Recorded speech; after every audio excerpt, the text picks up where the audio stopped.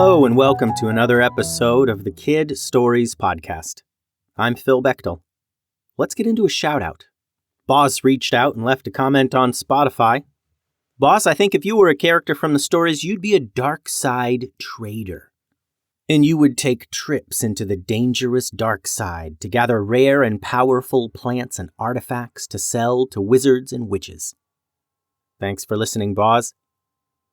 Today's episode is titled Mind Crystal Mystery, Part 3. The morning bell rang throughout the academy, calling students to breakfast.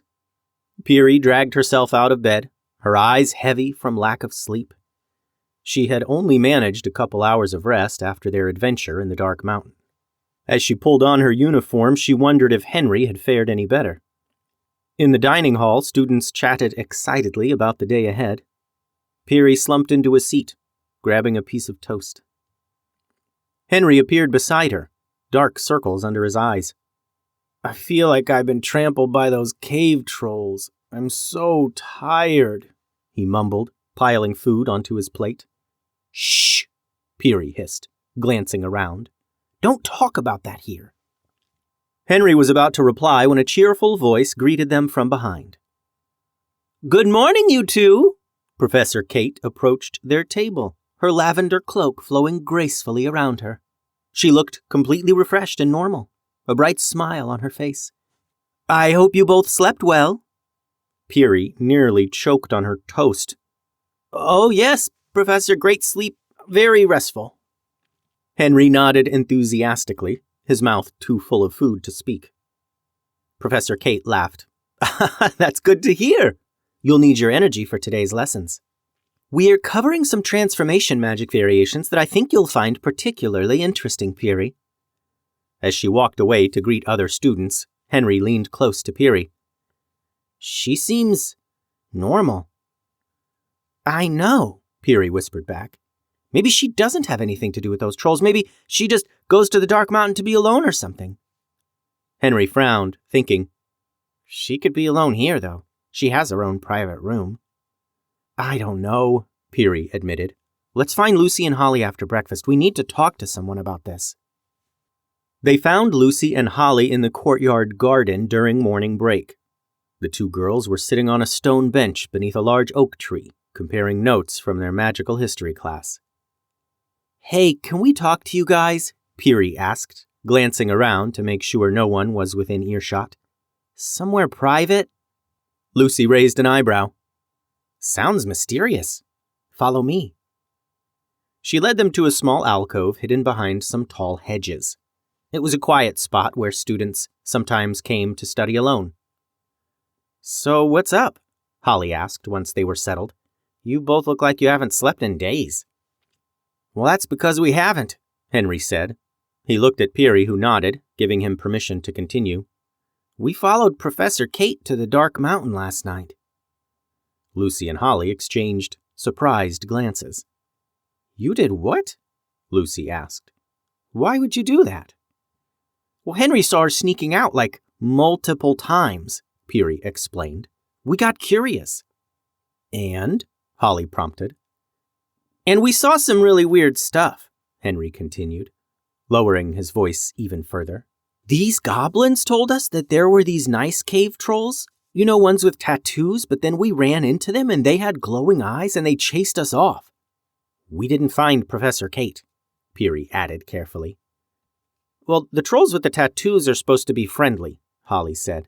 "I've read about them. They trade with the goblins and kind of keep to themselves. If they're attacking people, something's definitely wrong." "The goblins said they're going to do some investigating for us," Henry said. "They're going to meet us back there in a couple days." Lucy held up her hands. "Hang on, let me get this straight. You two snuck out at night, went to the dark mountain, met goblins, and got attacked by cave trolls?" Pirie nodded. "That pretty much sums it up." "But we don't know if Professor Kate was doing anything wrong," Henry clarified.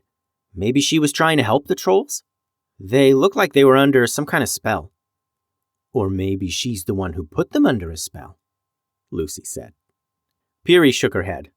"We don't want to jump to conclusions. She's always been nice to us." "So what do you want us to do?" Holly asked. Help us figure out what's going on, Pirie said. Before we tell anyone else or accuse Professor Kate of anything, we need more information. Lucy nodded thoughtfully. You're right. This is serious, but we need evidence. I say we start in the library. There might be something about what's making the cave trolls go crazy. And we should keep an eye on Professor Kate, Holly added, just to see if she does anything else suspicious.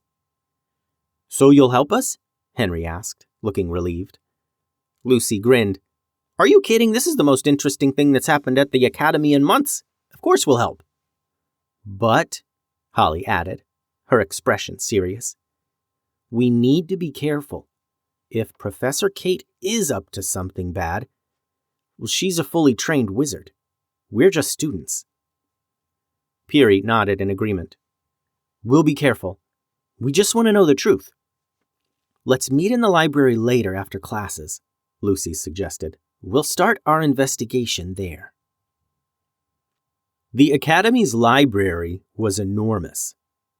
Towering bookshelves stretched up 3 stories high, with rolling ladders attached to each one. Magical lights floated near the ceiling, casting a warm glow over everything. In the afternoons, it was usually busy with students studying. Lucy waved Pirie and Henry to a table in the back corner. Whoa, looks like you two got started without us, Pirie said, scanning the table filled with books. Holly sat before 3 open books. Yeah, we've done tons of research here before. We knew just where to look. Check this out.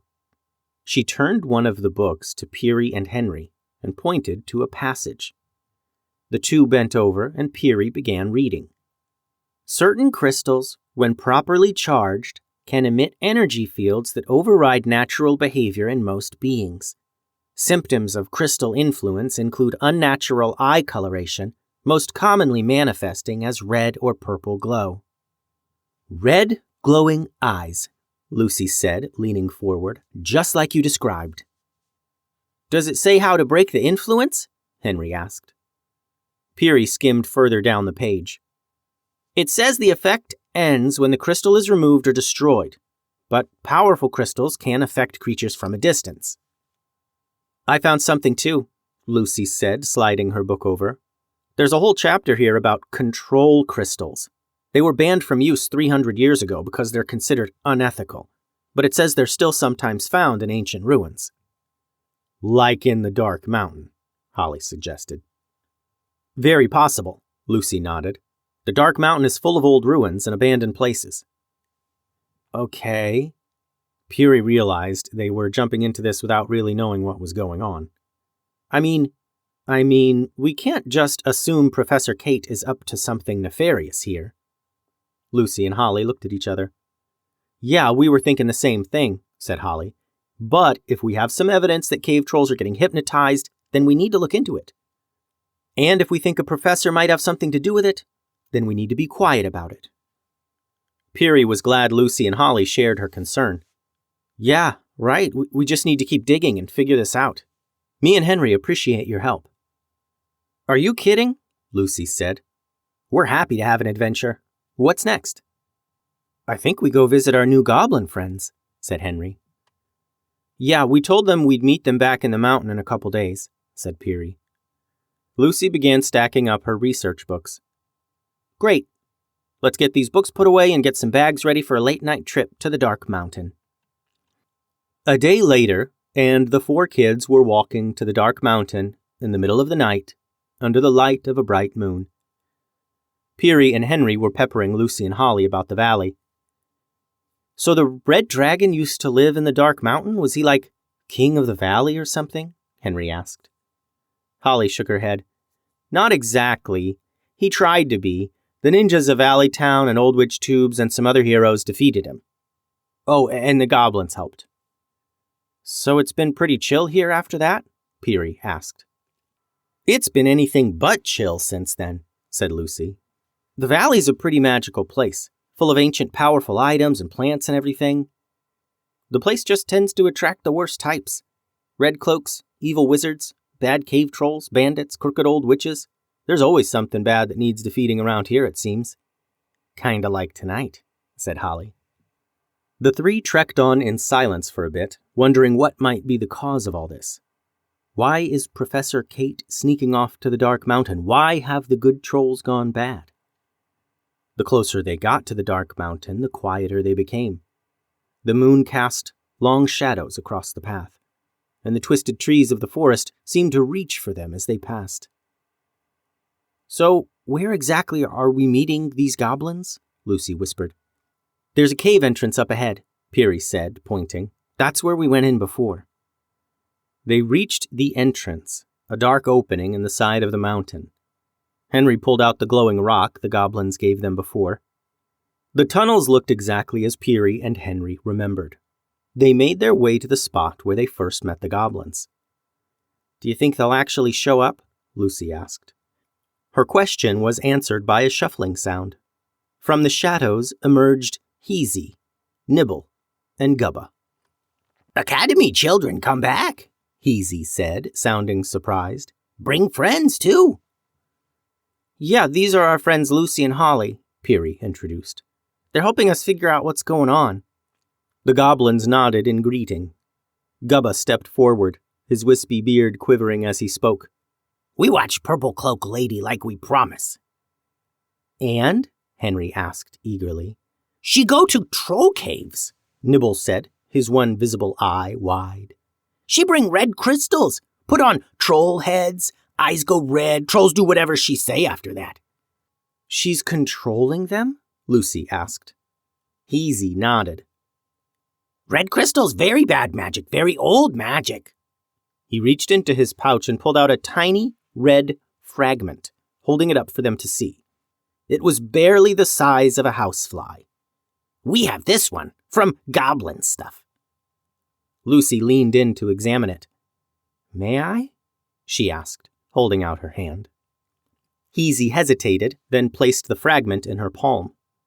Lucy studied it, then passed it to Holly. "These are what we read about," Holly whispered. "They're mind control crystals, banned centuries ago." "Purple Cloak Lady have many crystals," Gubba added. "She dig holes at night, put crystals in ground." "Huh? Where?" Pirie asked, her stomach dropping. "Round Academy, mostly," said Gubba. Henry's face went pale. "She's going to do to the Academy what she did to the trolls." "We need to get back," Lucy said urgently. "We have to figure out what she's planning." They thanked the goblins for their help, promising to return if they needed more information. As they were about to leave, Heezy grabbed Pirie's arm. "Be careful," he warned. "Purple Cloak Lady, very powerful, very dangerous." Pirie nodded solemnly, and they made their way back through the tunnels. The walk back to the academy seemed to take forever, their minds racing with possibilities, each worse than the last. When they finally reached the school grounds, the windows were mostly dark. It was well past midnight. "Let's check the grounds tomorrow," Lucy suggested as they approached the main building. "See if we can find any of these crystals." "How could we find them, though? It'll take forever to find little things buried all over," said Holly. "The academy campus is huge." "Maybe Hamish could help," Pirie said. "He knows all about magical objects." On cue, glass clinking sounds came from the other side of the main building where Hamish had his outdoor workshop. "He's still up," Henry whispered. "Should we talk to him now?" They debated briefly, then decided it was worth the risk. Hamish's outdoor workshop was basically just one wall that extended off one side of the building, creating a corner room with no roof. The two walls were filled with shelves, packed with ingredients, and tables were set out forming a laboratory. The kids slowly walked around the corner of the wall, creating shadows from the lamps hung up. "4 students out of bed at this hour," he rumbled. "Interesting." "We need your help, Professor Hamish," Pirie said quickly. Hamish studied them for a moment, then waved them closer. The tables around him cluttered with bubbling potions, strange artifacts, and shelves of ingredients. "What sort of help requires sneaking around at night?" he asked, keeping his voice down so as not to disturb the rest of the sleeping students inside. They exchanged glances, silently debating how much to tell him. Finally, Holly spoke. Professor, have you noticed anything strange about the magical energy around the academy lately? Hamish's eyes grew a bit. As a matter of fact, I have. He moved his workbench and picked up what looked like a brass telescope with a red lens. I've been tracking unusual energy fluctuations for the past week. They're strongest along the perimeter of the grounds, and they're interrupting my research and my more delicate potions. Quite annoying, really. Pirie took a deep breath. It could be more than just annoying. We think Professor Kate is placing magical crystals around the academy. Crystals that can control minds. To their surprise, Hamish didn't seem shocked. He simply nodded slowly. I suspected something wasn't right, he said.